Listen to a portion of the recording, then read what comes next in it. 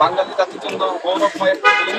এই দিনেই সকল শহীদদের আত্মত্যাগের মাধ্যমে বাঙালি জাতি পেয়েছিল স্বাধীনতার নতুন সূর্য। আজকের এই দিনে জাকের পার্টির মহামান্য চেয়ারম্যান এবং জাকের পার্টির সিনিয়র ভাইস চেয়ারম্যান মহোদয়ের পক্ষ থেকে সেই সকল বীর শহীদ যাদের আত্মত্যাগে আমরা স্বাধীনতা পেয়েছি এবং বীর মুক্তিযোদ্ধা এবং স্বাধীনতার ক্ষেত্রে অংশগ্রহণকারী সকল মুক্তিযোদ্ধাদেরকে জাকের পার্টির আন্তর্জাতিক ক্লাবগুলোকে শুভেচ্ছা অভিনন্দন এবং একই সাথে সকল শহীদদেরকে জাকের পার্টির পক্ষ থেকে গভীর শ্রদ্ধা নিবেদন করছি।